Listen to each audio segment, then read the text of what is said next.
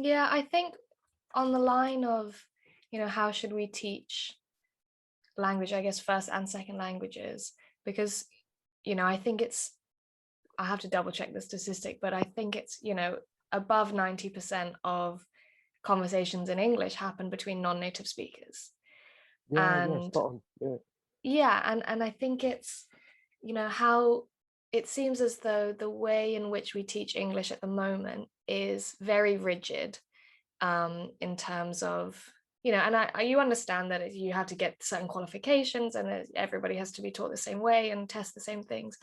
But it seems a bit, um, maybe unfair isn't the right word, but it feels a bit unfair that it's taught in this very rigid way, which a lot of the skills that you learn, as you said before, if some people are experts in Shakespeare, just seem very redundant.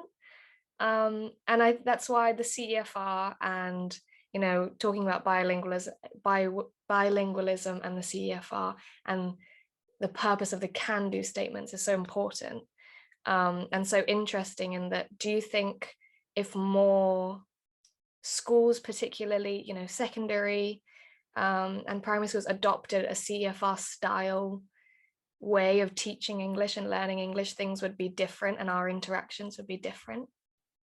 I think so, because I think what people often do is feel that they have to be at the very peak to be considered proficient in a language, where Mm, actually, for certain jobs, for certain roles, for certain, things you can do in a language, that can do CFR structure is really good, because you're saying, well, actually, look, for this, I just need that, and if I get to that, that's mm, great. But actually, I just need that.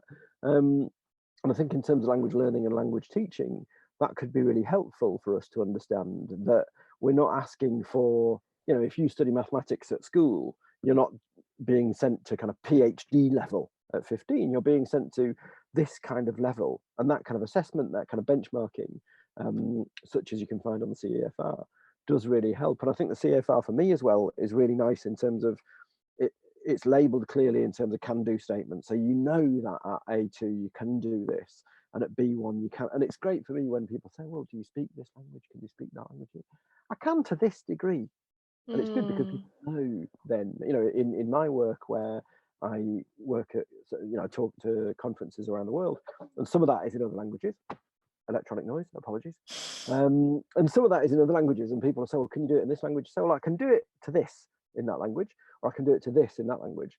And that's a real Mm, clear marker for people, I think. Because, we often feel with languages that it's all or nothing. So I yeah, find, like, if I'm speaking Spanish and somebody will say, well, you don't know this word. And I'm like, well, no, but I have just ordered dinner and I've just yeah, chatted to the waiter about where he's from. So that was quite a good chunk of communication. I didn't understand the word that you used there, which I also may not have understood how to use it in English.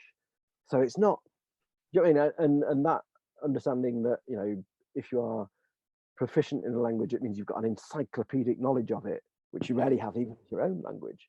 And I think what I find statistically interesting is the amount of studies that show that native speakers in English or any other language will often not pass the highest level of language assessment in their mm.